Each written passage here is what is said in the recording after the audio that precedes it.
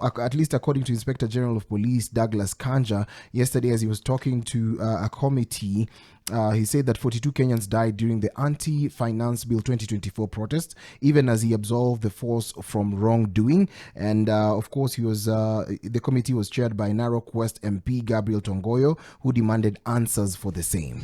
That's right. Douglas Kanja also added that one police officer has been charged with demanding a $1,500 ransom from the family of an abducted person. He was appearing before the National Assembly Administration and Internal Affairs Committee, and he said of the 57 kidnappings and abduction cases reported across the country since June, some 22 victims have been reunited with their families. 6 have died while the rest are missing.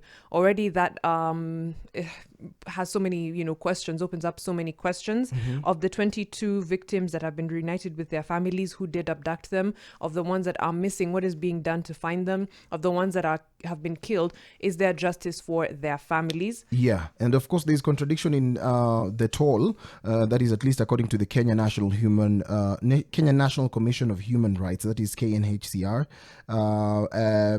which says 60 people were killed during the protest. And Mr. Kanja spoke 2 days after the KNHCR Vice Chairperson Mariam Mutugi told the committee that the death and torture cases emanating from the Gen Z-led protests were still being investigated, and of course had the hallmarks of security enforcers.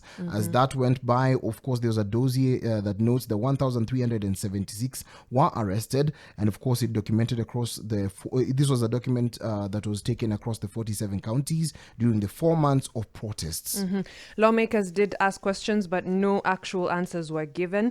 For example, Wajir Woman Representative Fatuma Jahau asked about the families of the 29 missing Kenyans. They have a right to know where their loved ones are, what's being done about that. Of course, Mr. Raso, who's also an MP, asked why this is happening, why suspects are disappearing from police cells, but no solid answers were given. Now, as much as police officers are saying they are not involved in abductions, what they do is arrest.